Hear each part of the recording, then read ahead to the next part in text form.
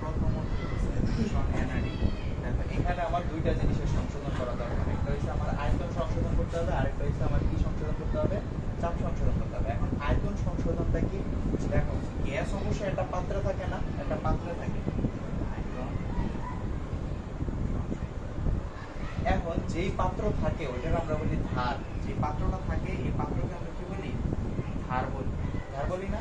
এখন দেখো যেটা আমার বাস্তব গ্যাস এটা কি করে মূলত এই পুরা আয়তন জুড়ে মানে পুরাটাতে ছড়ায় ছিটিয়ে থাকে না গ্যাসগুলা, কিন্তু গ্যাসের অ্যাকচুয়াল আয়তনটা কতটুকু?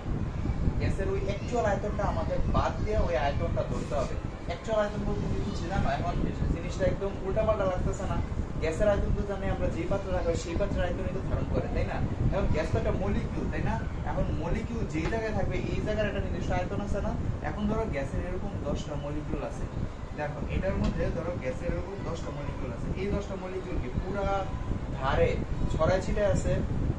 এখন তাহলে অ্যাকচুয়াল আয়তনটা কি হবে বলো তো? অ্যাকচুয়াল আয়তন মানে এই যে গ্যাস ধারের অ্যাকচুয়াল আয়তনটা এখন কি হবে? এখন এই সবগুলোর সংকুচিত করে আমি এই হ্যান্ডরাই থাকতে, ঠিক আছে? এখনো তো এভাবেই তো থাকবে, থাকবে না? ধরো যে মাঝখানে কোনো ফাঁকা যায় না, এতটুকু জায়গা আমি নিয়ে আসবো, তাহলে কি করতেছি বলো তো? n সংখ্যক গ্যাসের যে আয়তনটা, দেখো এই একটা মলিকিউলের জন্য যে আয়তন সেটা আমরা কি ধরি? বি ধরি। মানে একটা মলিকিউল বা বাল্ক, ঠিক আছে? একটা বাল্কের জন্য যে আয়তন সেটা আমরা বি ধরি। তাহলে এখানে n সংখ্যক গ্যাস আছে, ওই n সংখ্যক গ্যাস আমি যদি বাদ দেই তাহলে যে আয়তনটা পাবো সেটাই তো আসলে রিয়েল আয়তন না, ধারের আসল আয়তন না? এইটারে বলা হয়েছে পুরাটা হয়েছে ভি। দেখো পুরাটা কি ধরলাম? ভি। তাহলে বাদ যাবে কি? nb বাদ যাবে। তাহলে আয়তন সংশোধন কি করব? v মাইনাস nb, ঠিক আছে? আয়তনের সংশোধন কি হবে? v মাইনাস কি? nb। এখন তোমরা লেখো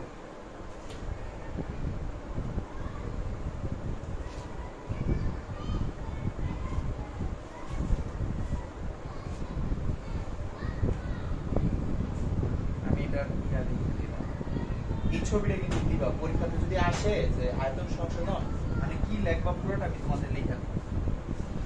এই ছবিটা মাঝখানে দিবা, উপরে লেখো, পুরোটা লেখো, এটা পরীক্ষার মধ্যে আসে সংশোধন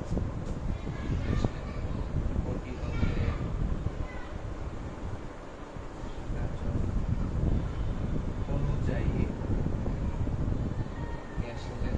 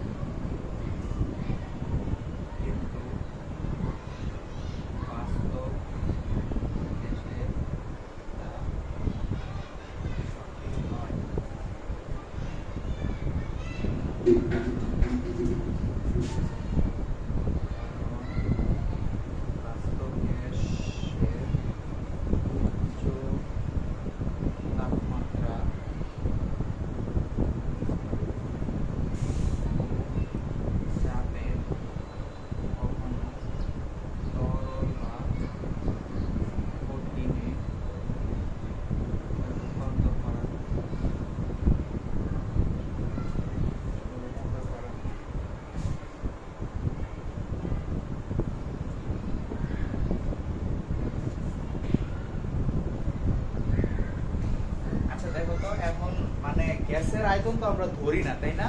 আমরা গ্যাসের আয়তনটা বের করি না, বলি কি যেই আয়তনের যে পাত্রে রাখা সেই পাত্রের আয়তন। এখন এটা তো আমরা এটা কখন বলতাম বলতো? এটা আদর্শ গ্যাসের জন্য কিন্তু বলতাম, কিন্তু বাস্তব গ্যাসের জন্য কি এটা সম্ভব? সম্ভব না। কেন সম্ভব না? কারণ দেখো বাস্তব গ্যাসগুলোর যদি তুমি দেখো তাপমাত্রা মানে তাপমাত্রা গ্যাসের তাপমাত্রা সীমিত তাপমাত্রা হবে, তো তাপমাত্রা কমাই দিবা নিম্ন। এখন তুমি তাপমাত্রা কমাই যেতে হবে, গ্যাসের তাপমাত্রা কমাই যেতে হবে, এটা কিসে পরিণত হবে বলো তো? কিসে পরিণত হবে? এবং চাপে, চাপটা কি উচ্চ চাপ? উচ্চ চাপ বাস্তব গ্যাসের তার সমীকরণ সঠিক না, বাস্তব গ্যাসের তো সঠিক না। দেখো এই যে এটারে যদি আমি প্রেস করি বাস্তব গ্যাস বা চাপ দিলাম বা তাপমাত্রাটা কি করতেছি আমি কমাইতেছি, যখন কমাবো সেটা কিসে পরিণত হবে বলো তো? তরলে পরিণত হবে, কঠিনে পরিণত হবে। যদি আমার একটা জিনিস তরলে পরিণত হয় তখন কি আর আমার পাত্রের আয়তনটা হবে? হবে না। তখন যতটুকু জায়গা দখল করছে ততটুকু হবে না।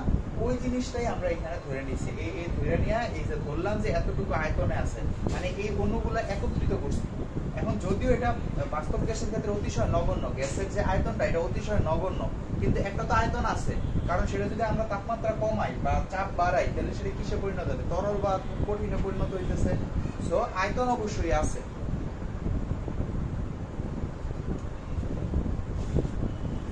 তাইলে দেখবা এই যে রূপান্তর করা যায়। সুতরাং মানে এই বাস্তব গ্যাসের আয়তন নগণ্য নয়। নগণ্য হলেও কিছুটা কি আয়তন আছে। তাই আদর্শ গ্যাসের সূত্র অনুযায়ী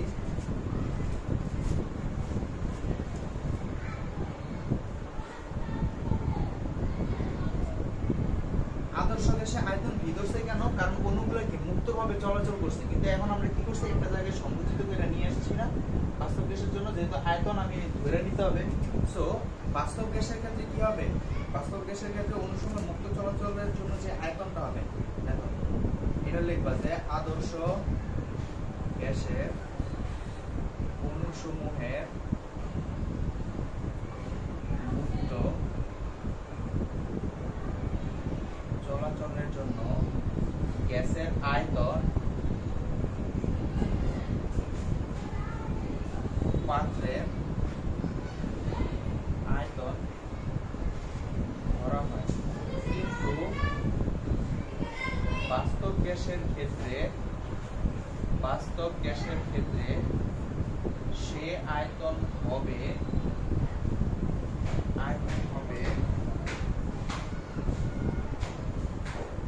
গ্যাস ধারের অভ্যন্তরীণ আয়তন মাইনাস গ্যাস অণুর নিজস্ব আয়তন। গ্যাস অণুর নিজস্ব আয়তন। এখন অভ্যন্তরীণ আয়তনটা কি? ভি। আর এন মোল গ্যাসের নিজস্ব আয়তন কি? N V. এই জায়গায় ভি হইতেছে কি? গ্যাস ধারের আয়তন। গ্যাসের ধারের আয়তন। এন ভি হইতেছে কি? এন মোল। ওই যে যেটা বললাম, মানে এন সংখ্যক অণু আছে বা এন মোল গ্যাসের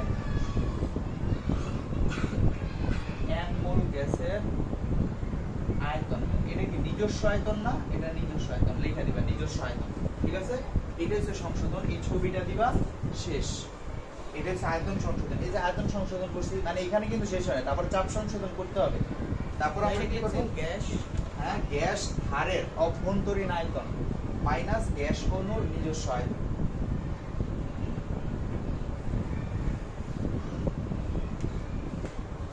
তোমাদের মঙ্গলবার পরীক্ষা নিব।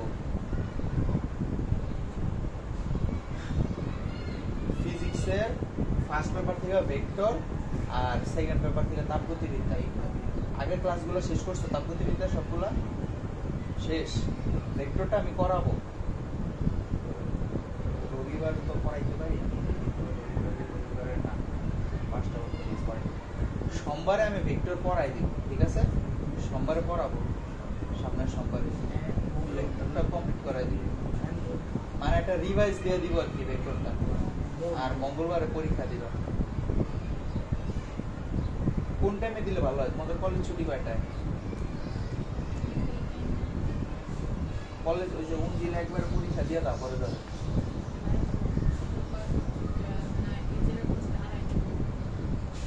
আর এটা যাইসা বড়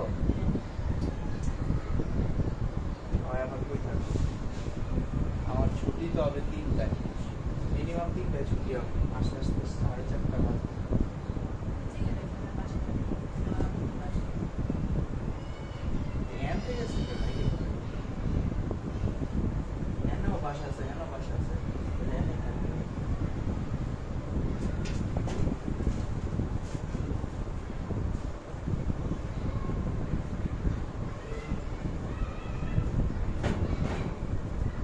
তারপর আসি চাপ সংশোধন।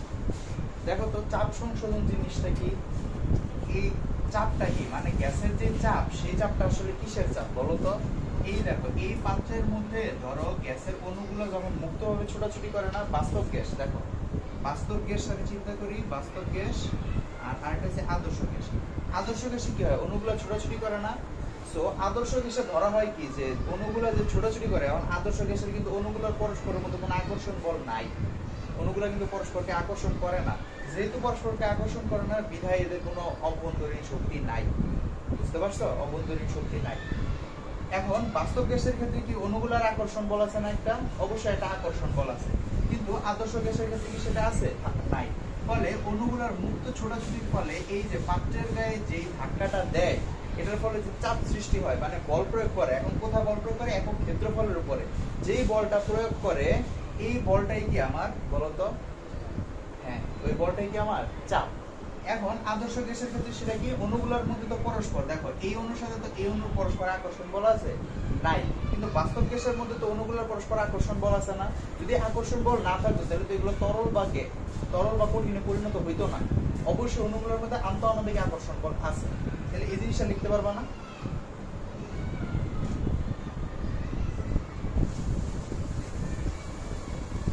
আমি লিখি, আগে বুঝাই নি। দেখো এই পাশে ছবিটা রাখো,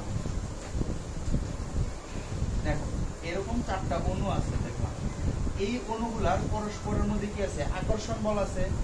এখন এটা যখন নাকি এখানে ধাক্কা দিবে, এর একটা লব্ধি বল পিছনের দিকে আসবে না বলতো? এই অণুর সাথে এই অণুর যে আকর্ষণ বল, দেখো মানে আমি এখন জোরে যাইতেছি, ধরো আমি 10 কিলোমিটার পার বেগে যাইতেছি, এখন আমার যদি পিছন থেকে একটা রশি দিয়ে বা রাবার দিয়ে ধরে রাখো তুমি, আমার শরীরে যতটুকু শক্তি আছে সেই শক্তিতে আমি ধরলাম যে 10 কিলোমিটার পার আওয়ার গতিতে আমি যাইতেছি, কিন্তু আমি যাইতে পারবো?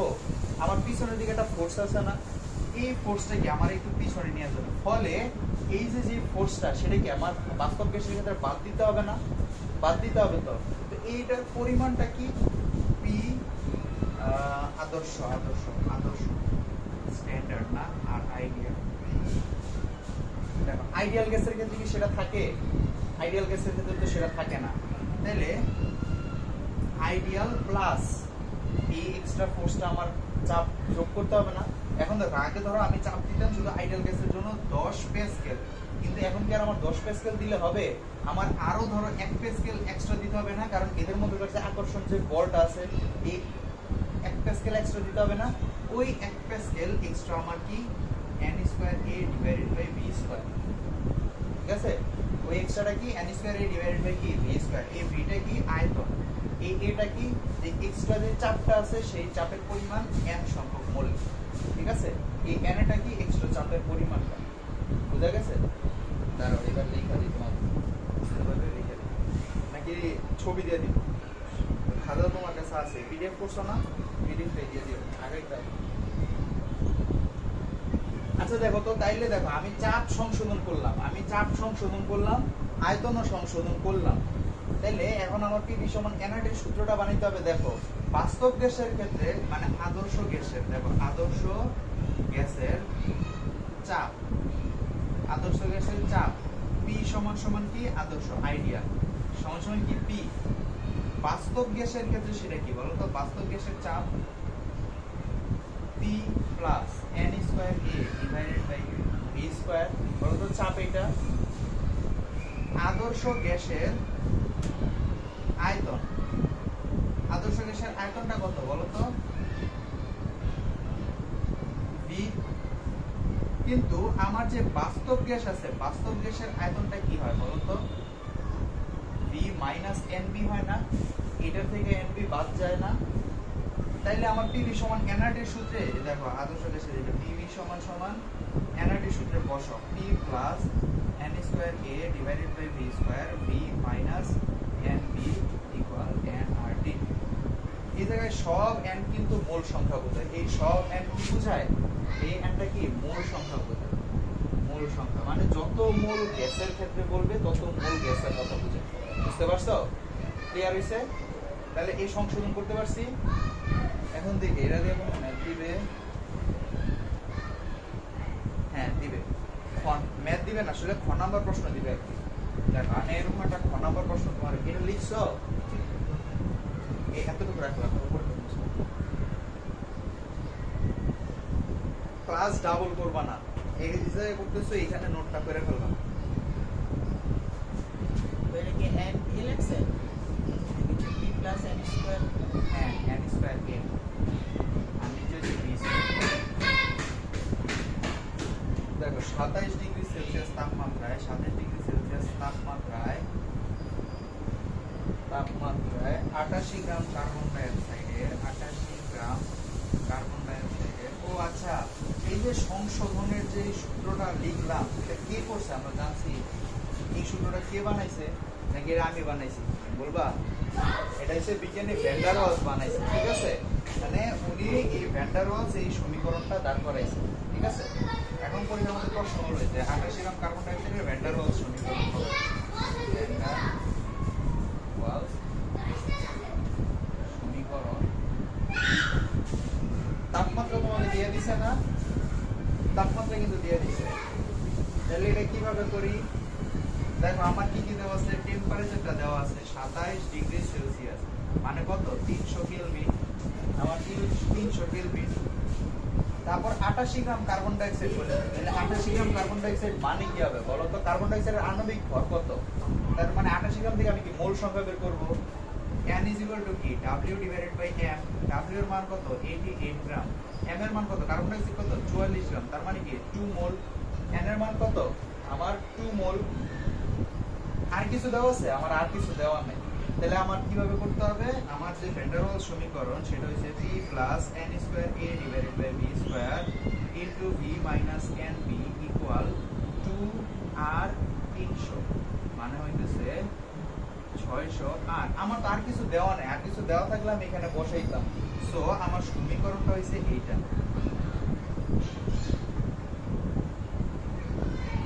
শেষ। এটা তোমার ম্যাক্সিমাম গেলে খ নাম্বার প্রশ্নে দিবে। খ নাম্বার প্রশ্নের জন্য এগুলা দিতেই পারে, ঠিক আছে? যে ভ্যান ডার ওয়ালস সমীকরণ প্রকাশ করা, বুঝা গেছে?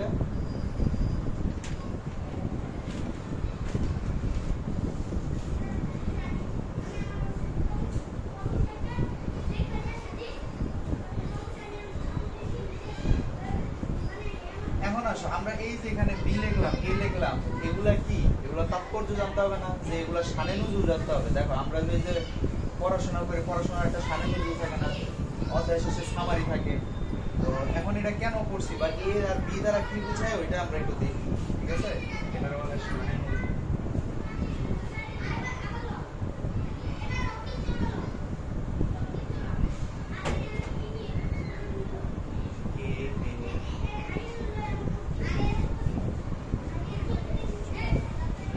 এখন দেখো এই এটা কি, আমি কি দেখো তো এই এটা কি বলছিলাম একটু আগে মুখে যে বলছিলাম সেটা কি বলছিলাম বলো তো? হ্যাঁ, এক্সট্রা চাপ না, মানে কথা হইছে যেই চাপটা এর নিচের দিকে মানে আকর্ষণ বল কাজ করে, মানে ওই চাপটা তো আমি দেই, মানে প্লাস যেহেতু করছি মানে এই পরিমাণ এক্সট্রা চাপ দিব। আর এই এটা দ্বারা কোনটা বুঝাইছি? এই এটা হইছে ওই যে অনুক্রমের মধ্যকার যে আকর্ষণ বলটা আছে না ওইটা বোঝায়। তোমরা আমি কিন্তু পিছনের দিকে যেটা ইয়া করে, হ্যাঁ হ্যাঁ দেখো এই যে গ্যাস হাড়ের মধ্যে এই গ্যাসটা আছে, এটা এখানে বাস্তব গ্যাসের ক্ষেত্রে এভাবে নরমাল একটা পি দিত, পি পরিমাণ চাপ দিত। এখন এই পিসের দিকে এই পরিমাণ আকর্ষণ বল n square divided by v, প্রত্যেকটা আয়তনের জন্য n এর সমানুপাতিক হারে, ঠিক আছে, একটা চাপ দেয় মোল সমানুপাতিক হারে। এখন আমার এই যে এক্সট্রা যে চাপটা সেটা ওভারকাম করতে হবে কিভাবে? আমি আরো এই পরিমাণ এক্সট্রা দিয়া দিব, এই যে এক্সট্রা চাপটা দিব আমি ওইটা বুঝেছি, ওইটার ভ্যালুটা হচ্ছে n square divided by v। আর এখানে এ দ্বারা কি বোঝায়? ওই যে অ্যাট্রাকশন যে ফোর্সটা আছে না, ওই অ্যাট্রাকশন ফোর্সটাই কি আমার এ, বুঝা গেছে? মানে গ্যাসের অনুসময়ের মধ্যে আকর্ষণ বলটা। এখন কি এর একক লিখতে হবে?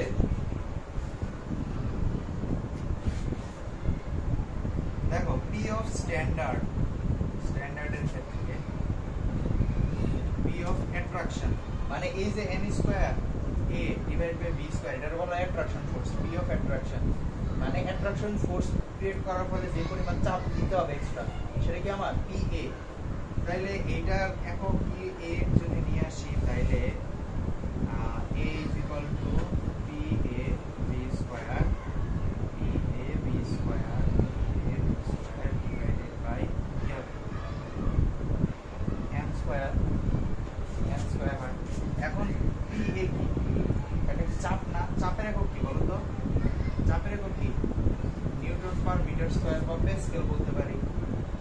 স্কয়ার, আয়তনের একক কি?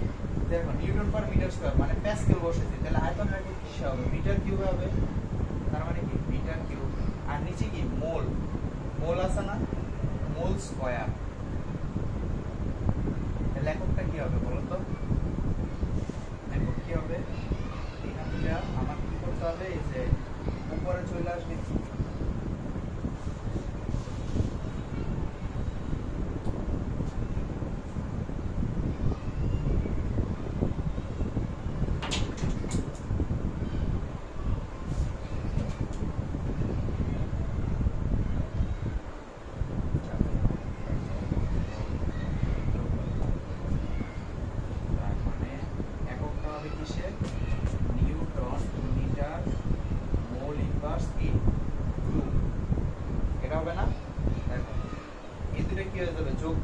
যোগ হয়ে গেলে কি শুধু নিউটন মিটার থাকবে, মোল ইনভার্স স্কয়ার মানে মোল পার স্কয়ার,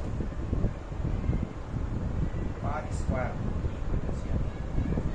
তাহলে এর সানের নজর বোঝা গেছে। আর বিটা কি হবে? বিটা তো বললামই, বিটা তো সুন্দর করে বুঝাই বললাম। বিটা কি?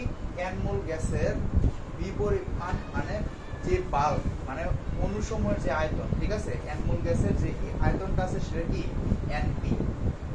আর বোঝানো লাগবে বা লেখা লাগবে, ওইটা তোমরা একটু নোট ডাউন করে এই জায়গায় লিখে। আর একক হবে লিটার পার মোল।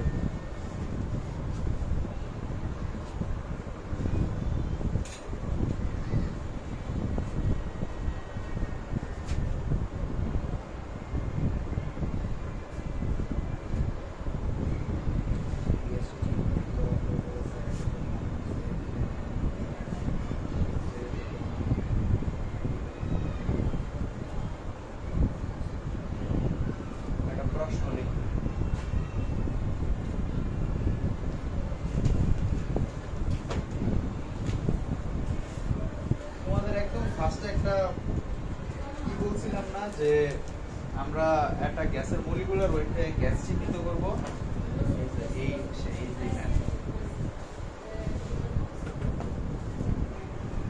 এই gas 0.98 atmosphere, 0.3 litre, RMS 148.99 metre per second.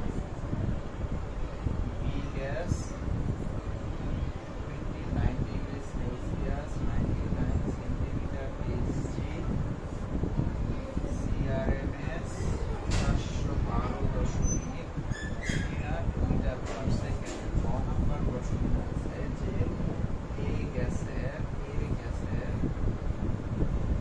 মোট গতিশক্তি নির্ণয় করো, মোট গতিশক্তি নির্ণয় করো। খেয়াল করো প্রশ্নটা, খেয়াল করো। নাম্বার প্রশ্ন হচ্ছে বি গ্যাসটি চিহ্নিত করো, এই গ্যাসটি চিহ্নিত করো এবং জেড বনাম বি এর গ্রাফ অঙ্কন করে আচরণ ভিন্নতা আদর্শ গ্যাসের সাথে আচরণ ভিন্নতার কারণ বর্ণনা করো। আচ্ছা, এখন কারণ বর্ণনা করতে পারবা না? এখন কারণও বর্ণনা করতে পারবা, তারপরে এই কারণ সংশোধনও করতে পারবা, তাই না? পারবা না? এখন কারণটা কি বলতো?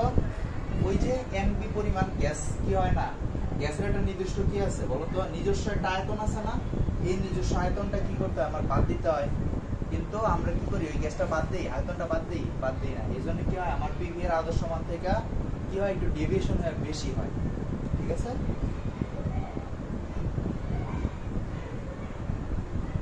এখন এই গ্যাসের গতিশক্তিটা বাইর করতে পারবা না।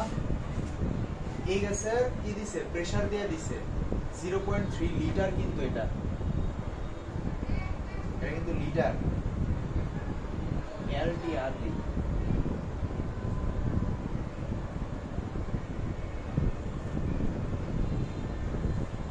LTR 0.3 litre. আর এসে সিআরএমএস বেগ দিয়ে দিছে, পরেরটা তো তোমারে দেখো কি দিয়ে দিছি, বি গ্যাসের টেম্পারেচার দিয়ে দিছি আর কি দিয়ে দিছি, চাপ দিয়ে দিছি। এখন তুমি এর মধ্যে কি বের করবা, এটা থেকে এম এর মানটা বের করবা। করাই দিতে হবে না পারবা? আমি তোমার বলে দিই, গতিশক্তি মানে কি 3/2 nRT অথবা 3/2 PV। এখন দেখো তো এটার মধ্যে গতিশক্তি বের করার জন্য 3/2 PV দেওয়া আছে আমার কাছে, দেখো প্রেসার দেওয়া আছে, ওইটাও দেওয়া আছে। এখন এখানে আর এর মান কোনো ফ্যাক্ট না। কেন ফ্যাক্ট না বলো তো? ফ্যাক্ট না কেন? কারণ এখানে তুমি পিভি করতেছো, পিভি এর মান দেখো অ্যাটমসফিয়ার লিটার অ্যাটমসফিয়ারে আছে, তুমি গুণ করতে পারবা লিটার অ্যাটমসফিয়ারে। অথবা তুমি এটারে অ্যাটমসফিয়ার থেকে আবার প্যাসকেলে যাওয়ার কোনো দরকার নাই, যা আছে তাই গুণ করে দিবা। তারপরে দরকার লাগলে ওই যে সিআরএমএস থেকে যদি এম এর মান বের করবে, যেমন এই যে পরের প্রশ্নটা দেখো, পরের প্রশ্ন তোমার প্রেসার দেওয়া আছে, টেম্পারেচারটা দেওয়া আছে, সিআরএমএস এর ভ্যালু দেওয়া আছে। এখন সিআরএমএস সমান সমান কি বলো তো? সিআরএমএস সমান সমান কি, √3RT ডিভাইডেড বাই বড় হাতের এম। তাহলে এইখানে দেখো তোমার টেম্পারেচার দেওয়া আছে, প্রেসারটা দেওয়া আছে। এখন প্রেসার কি তোমার কোনো কাজে লাগবে? এখানে কোনো কাজের না। এই যে কিছু কিছু জায়গায় এই সকল জিনিসগুলো শুধু শুধু দেয়। তারপর ওই যে এখানে সিআরএমএস এর যে ভ্যালুটা দিছে, এটা আমার শুধু শুধু দিছে না, কোনো কাজের না। তাহলে এখান থেকে মলিকুলার ওয়েটটা তোমার বের করতে হবে। এখন মলিকুলার ওয়েট বের করার পরে তুমি সেটা বলবা। যদি আমার সেটা হয় কার্বন ডাই অক্সাইড, তাহলে সেটা কি হবে, মানে অ্যামাগা বক্রের দ্বিতীয় ধরনের রেখা পাওয়া যায়। আদর্শ মান থেকে কিছুটা কি হয়, কম হয়, তারপর আস্তে আস্তে বাড়ে। এখন ভিন্নতার কারণটা তোমার বর্ণনা করতে বলছে। এখন ভিন্নতার কারণ মানে কি, আমরা বাস্তব গ্যাসের কিছু ইয়া পড়ছিলাম না, শর্ত পড়ছিলাম না যে কেন এটা বাস্তব গ্যাস, এই শর্তটা লিখবা। তারপরে তুমি এই যে আয়তনের যে ত্রুটিটা আছে, এই ত্রুটির কথা বলবা, সংশোধন কিন্তু করবা না, ত্রুটির কথা বলবা। ত্রুটিটা কি, এই যে দেখো প্রথমে যে লাইনটা লিখছিলাম না, যে কি লিখছিলাম, এই যে নিজস্ব আয়তন থাকে, যেহেতু গ্যাসের একটা আয়তন থাকে যা নগণ্য নয়, এই খাতার এই প্রথম লাইনটা শুধু লিখবা। তারপরে চাপ সংশোধনের ক্ষেত্রে দেখবা দুইটা প্যারা আছে, প্রথম প্যারাটা লিখে দিবা। আমার এটাতে সুন্দর করে নোট করা আছে, তোমরা পিডিএফটা ইয়াতে দিয়ে দিও তো হোয়াটসঅ্যাপ গ্রুপে দিও। এই প্রথম পার্ট লিখবা। তারপর যদি তোমার বলে যে ফার্দার বলে যেটা সংশোধন কিভাবে করতে পারি, তাহলে সংশোধিত পিভি সমান এনআরটি সমীকরণ লেখো, বলতে পারবা না?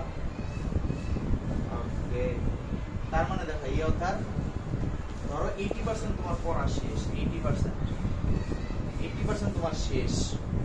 এখন যদি কপাল খারাপ থাকে তাইলে অ্যাসিড বেসের যে পার্টটা আছে এখান থেকে তোমার এমসিকিউ করতে পারে। তারপরও দেখো এখানে কিছু এমসিকিউর পার্ট আছে, এমসিকিউর পার্ট যেমন জুল থমসন পরীক্ষা, তারপরে সন্ধি বা ক্রান্তি তাপমাত্রা, ক্রান্তি চাপ, এই জিনিসগুলো হইছে জাস্ট খালি মানে এমসিকিউর জন্য। এখান থেকে কোনটার ক্রান্তি চাপ কত এগুলো মুখস্থ করবা। মেডিকেলে কিন্তু এখান থেকে এমসিকিউ দেয়, ঠিক আছে? এখন আসি অম্ল ক্ষারের যে মতবাদ, সেই মতবাদগুলোতে অলরেডি তোমাদের অম্ল ক্ষারের যে মতবাদ এটা পড়াইছি, একবার পড়াইছিলাম না? হ্যাঁ, বিওডি সিওডি শেষ করে দিই মাস, আর এটা নিয়ে করে থাকতে ভালো লাগে না।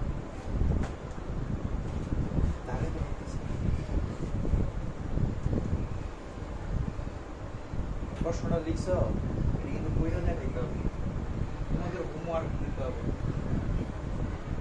বাচ্চাদের মতো।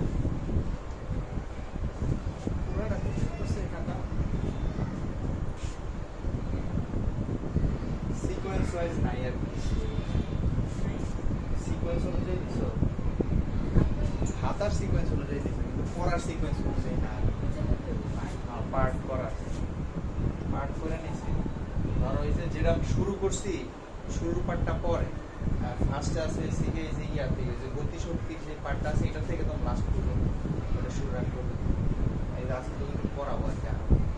এখন দেখো অম্ল ক্ষারের জন্য তিনটা মতবাদ আছে। আমি অলরেডি তোমাদের এটা পড়াইছি, এই মতবাদগুলা তিনটা মতবাদ। কোন অধ্যায়ের জন্য ওই যে ইয়াতে অর্গানিক পড়াইছিলাম যখন, তখন পড়াইছিলাম না? পড়াইছিলাম। প্রথমটা কি, আরহেনিয়াস মতবাদ। এটা পড়তে পড়তে মুখে ফেনা উঠে গেছে। আরহেনিয়াস মতবাদ। তারপরটা কি বলতো, বলো? হ্যাঁ পড়াইছি কিন্তু মনে নেই। ব্রোনস্টেড লাউরি মতবাদ। তারপরটা হইতেছে আমার লুইস মতবাদ। এখন কথা হচ্ছে এই তিনজন বিজ্ঞানী তিন ধরনের কথা বলছে অ্যাসিড বা বেস সংক্রান্ত, কোনটা অ্যাসিড আর কোনটা কি বেস সেটা সম্পর্কে বলছে। এখন দেখো আর্হেনিয়াসের কথা ছিল যে যদি কোনো যৌগ জলীয় দ্রবণে কি দেয়, একটা H+ দেয় তারা অ্যাসিড, আর যারা OH- দেয় তারা কি বেস। কি বলছে, জলীয় দ্রবণে যারা H+ দেয় তারা কি অ্যাসিড। মানে ধরো তোমার একটা অ্যাসিডটা কি হবে, আচ্ছা এখন আর আমরা অ্যাসিড নাম করব না, HA এটা মানে হচ্ছে অ্যাসিড।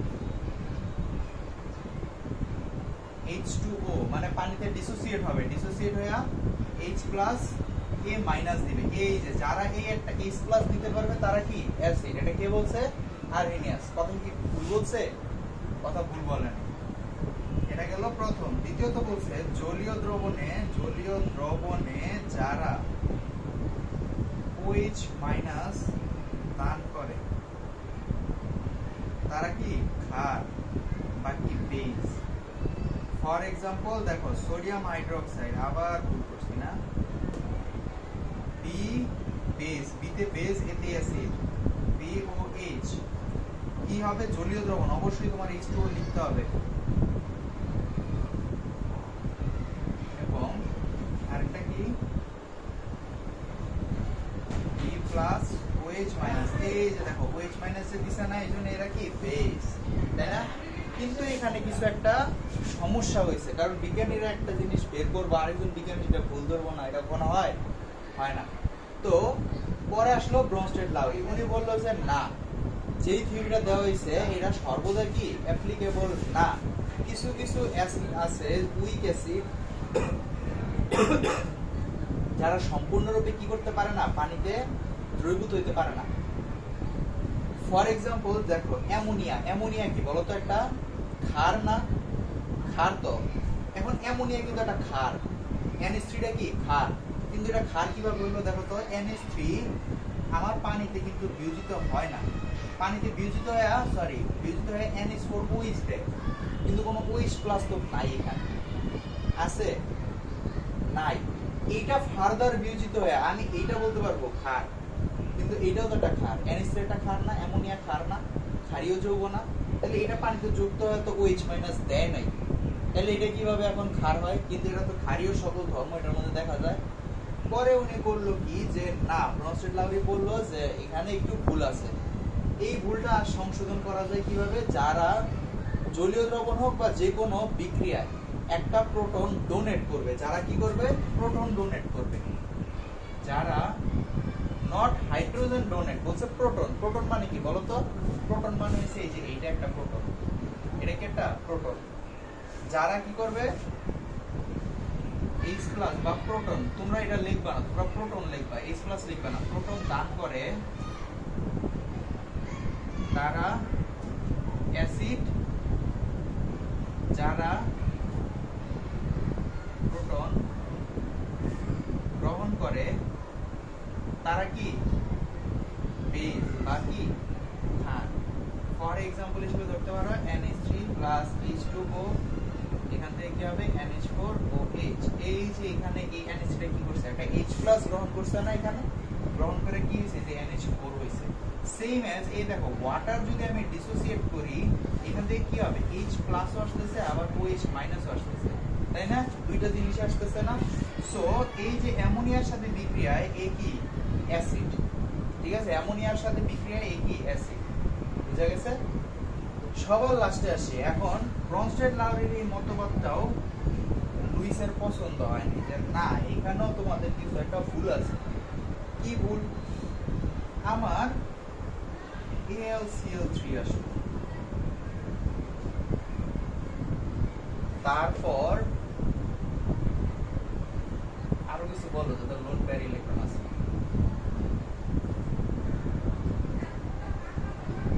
এমন নিয়ে ধরতে পারো।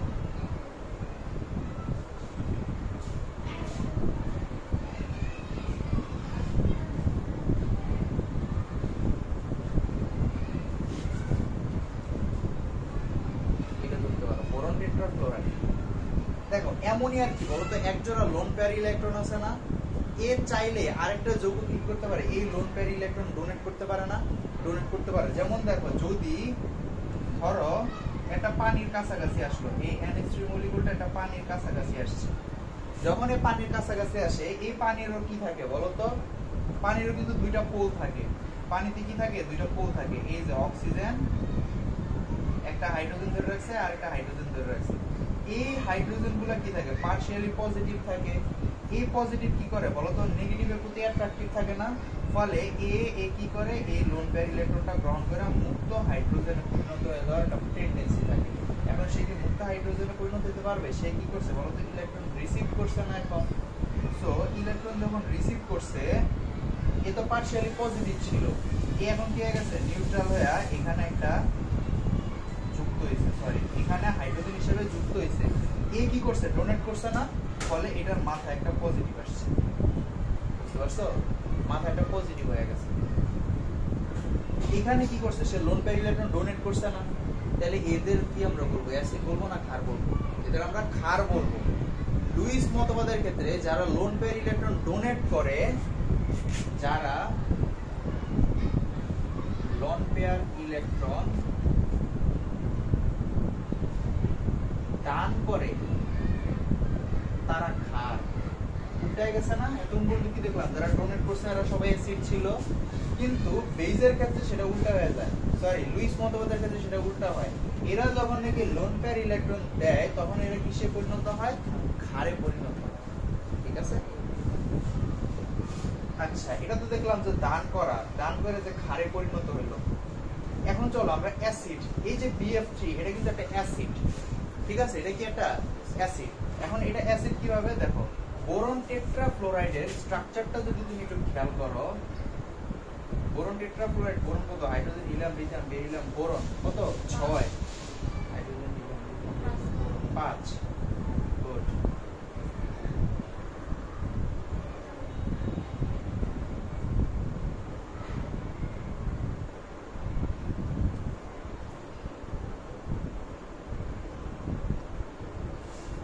দেখো তো এটার কি অষ্টক পূরণ হইছে, সর্বপরিস্থ কক্ষপথে এর ইলেকট্রন থাকার কথা কয়টা ছিল বলতো, 8টা না, এখন আছে কয়টা দেখো তো, 6টা আছে, তার মানে কি 2টা কম আছে।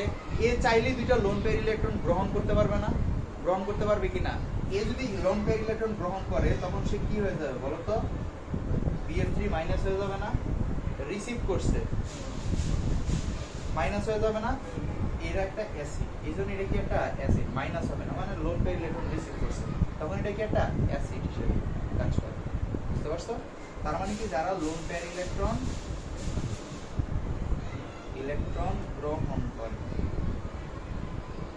গ্রহণ করে তারা এই অ্যাসিড। বুঝা গেছে এই তিনটা থিওরি, মোটামুটি ধরো তোমাদের শর্টকাটে বুঝাই দিচ্ছি এতটুকু।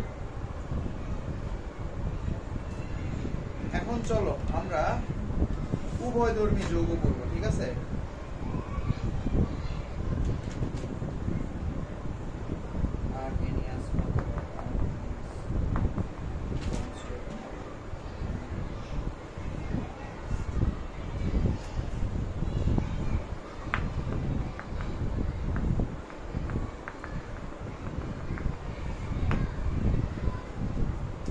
তোমাদের কিন্তু পরীক্ষার প্রশ্ন দেয় যে পানি একটা উভয়ধর্মী যৌগ, কেন ব্যাখ্যা করো, ঠিক আছে, প্রশ্ন দেয়, এটা পারো তোমরা, পানি কেন উভয়ধর্মী যৌগ, কারণ এটা কি করে, একই সাথে অ্যাসিড এবং বেস উভয়ের নিয়ে আচরণ করতে পারে, এই জন্য এটা কি বলা হয়, উভয়ধর্মী যৌগ বলা হয়, ঠিক আছে। দেখো অ্যাসিড এবং বেস, ফর এক্সাম্পল ধরো এটা তুমি NH3 এর সাথে পানির বিক্রিয়া করাইবা, ফলে এখানে কি তৈরি হবে বলো তো, NH4 প্লাস প্লাস কি তৈরি হবে, OH মাইনাস তৈরি হবে না, OH মাইনাস কিন্তু তৈরি হবে। সো এইখানে এটা কি হিসেবে কাজ করতেছে, আমার এটা যদি আমার বেস হয়, এটা কিন্তু আমার বেস, কেন বেস, কারণ কি করছে দেখো তো, এ একটা কি একজোড়া লোন পেয়ার ইলেকট্রন কি করছে, ডোনেট করছে, সো এটা বেস হয়ে গেছে, ঠিক আছে। আর এ কি করছে, এই লোন পেয়ার ইলেকট্রনটা গ্রহণ করছে না, গ্রহণ করার কারণে এ কিসে পরিণত হয়েছে বলো তো, এ কি একটা অ্যাসিড, মানে যেহেতু ইলেকট্রন গ্রহণ করছে সে কি অ্যাসিড। এখন দেখো এই বেজের এই জিনিসটাকে কি বলা হয় জানো, কনজুগেট অ্যাসিড বলা হয়। বেজের মানে বেসের থেকে যেটা তৈরি হয় বেস পোরশনটা, এই বেস পোরশনটা হয়ে যায় কনজুগেটেড অ্যাসিড। কনজুগেটেড, ঠিক আছে, কনজুগেটেড অ্যাসিড বলা হয়। তাহলে এটা কি হবে কনজুগেটেড বেস। এখন কেন কনজুগেটেড বলা হয় দেখো তো, এ চাইলে কি করতে পারবে, একটা ইলেকট্রন কি করতে পারবে, এই যে লোন পেয়ার ইলেকট্রন যে এটা ত্যাগ করছিল এটা গ্রহণ করতে পারবে না, গ্রহণ করে হাইড্রোজেন অপসারণ করে দিতে পারবে না, চাইলে করতে পারবে না। সো এটা কি এই যে ইলেকট্রন কি করতে পারবে, মানে রিসিভ করে ফেলা, লোন পেয়ার ইলেকট্রন আবার রিসিভ করা, এটা কার কাজ বলো তো? লোন পেয়ার ইলেকট্রন রিসিভ করে কি অ্যাসিড না? সো এটা কি এটা কনজুগেটেড অ্যাসিড, এইজন্য এটা কি বলা হয় কনজুগেটেড অ্যাসিড। আর এটা কি করছে বলো তো, লোন পেয়ার ইলেকট্রন কি করছে, দান করছিল ফার্স্টে নাকি গ্রহণ করছে? গ্রহণ করছে। এই যদি আবার ত্যাগ করে তাহলে কি করবে, যে ত্যাগ করে কি বেস করে না, এইজন্য এটাকে একটা কনজুগেটেড বেস, এইটা ত্যাগ করতে পারবে। বুঝা গেছে নাকি উল্টাপাল্টা লাগতেছে? একটু উল্টাপাল্টা লাগতেছে না? সবসময় মনে রাখবা বেস পোরশন থেকে যেটা তৈরি হয় সেটা হচ্ছে আমার কনজুগেটেড অ্যাসিড। বেসের উল্টা অ্যাসিড লিখবা, তারপরে কনজুগেটেড লিখে দিবা। এটা আমার অ্যাসিড হিসেবে কাজ করতেছে, এটার উল্টাটা কি হবে আমার কনজুগেটেড বেস হবে। বুঝা গেছে? এখন আসো, এই পানি আবার এখন আমি কি হিসেবে কাজ করাবো, বেস হিসেবে কাজ করাবো। কখন বেস হিসেবে কাজ করে? এটা আমার অ্যাসিড। দেখো আমি সালফিউরিক অ্যাসিড নিলাম, ঠিক আছে, সালফিউরিক অ্যাসিডের সাথে এখন পানি আমি কোন দিতেছি, দেখুন ও ভিডিও নেক্সট করে আচ্ছা থাক, এমন আমি শেষ করি। কথা বলে না আমার ভিডিও কেটে যাবে, এখন আবার অ্যাড করা লাগবে। দেখো সালফিউরিক অ্যাসিডের সাথে যদি আমি পানি দেই, এখানে দেখো সালফিউরিক অ্যাসিড কি করতে চাইবে বলো তো? সালফিউরিক অ্যাসিড কি করতে চাইবে, ইলেকট্রন ডোনেট করতে চাইবে না? এখন এই ডোনেট কিন্তু ইলেকট্রন কার গ্রহণ করতে হবে, এই পানির গ্রহণ করতে হবে। সো এ যখন ডোনেট করবে, এই ডোনেট করে HSO4 মাইনাসে পরিণত হয়ে যাবে, ঠিক আছে। এ কি করবে, একটা ইলেকট্রন দান করবে, দান করলে কি হয়, ঠিকই তো আছে, SO4 এর মাইনাস এটা একটা চলে গেছে, প্লাস হাইড্রোনিয়াম আয়ন তৈরি হবে। বুঝতে পারছো কি তৈরি হবে, হাইড্রোনিয়াম আয়ন। তার মানে দেখো তো এই এটাই কি এখন আবার ইলেকট্রন গ্রহণ করছে না, ইলেকট্রন গ্রহণ করছে না, H+ গ্রহণ করছে। তাই এটা কি বলা হয়, উভয়ধর্মী বলা হয়, উভয়ধর্মী যৌগ বলা হয়। বুঝা গেছে? তারপরে দেখো আরেকটা যৌগ আছে বাইকার্বনেট। এই দেখো এটাও কিন্তু একটা উভয়ধর্মী যৌগ, এটাও একটা উভয়ধর্মী যৌগ। দেখো আরেকটা উভয়ধর্মী যৌগ দেখায়, HSO4 মাইনাস, HCO3 মাইনাস, এগুলো কিন্তু উভয়ধর্মী যৌগ। কিভাবে উভয়ধর্মী যৌগ, দেখো HSO4 মাইনাস একটা ইলেকট্রন ছাইরা দিবে, ছাইরা দিয়া SO4 মাইনাস তৈরি হবে। এই HSO4 মাইনাস আবার যদি একটা ইলেকট্রন রিসিভ করে H2SO4 তৈরি হয়ে যাবে। দেখো এটা কিন্তু আমার একটা বেস, এটা একটা অ্যাসিড, এটা কি উভয়ধর্মী যৌগ, ঠিক আছে। কিন্তু বোতল উভয়ধর্মী অক্সাইড, মনে রাখো উভয়ধর্মী অক্সাইড কিন্তু আরেকটা আমাদের তৃতীয়টায় পড়েছে। তারপরে দেখো এই যে এই বাইকার্বনেটটা দেখি, এই HCO3 মাইনাসটা কি, দেখো এইগুলা যারা উভয়ধর্মী যৌগ এরা ভালো বাফার হিসেবে কাজ করতে পারে। বুঝতে পারছো, এরা কি হিসেবে কাজ করতে পারে, ভালো বাফার হিসেবে কাজ করে। কারণ এর চাইলে কি করবে, একটা ইলেকট্রন রিসিভ করে বেস তৈরি করে ফেলতে পারবে, আবার ইলেকট্রন ডোনেট করে কি করে দিতে পারবে, সরি একটা ইলেকট্রন রিসিভ করে অ্যাসিড তৈরি করে ফেলতে পারবে, আবার একটা ইলেকট্রন ডোনেট করে কি তৈরি করতে পারবে, অ্যাসিডও তৈরি করতে পারবে। সো HCO3 মাইনাস দিয়ে একটা ইলেকট্রন ত্যাগ করে তাহলে সেটা কি হবে, CO3 minus, HCO3 minus plus electron করলে কি হবে, H2CO3 বুঝা গেছে। এগুলো বাফারিং এজেন্ট হিসেবে ব্যবহার করে। তাহলে উভয়ধর্মী যৌগ কেন হচ্ছে বুঝা গেছে। লুইস তো আর কি বলবো, লুইস তো বললামই। আচ্ছা লুইসটা কাউকে দেখেন আর সিওডি দেখানো লাগবে, শেষ করাই যেতেছে না।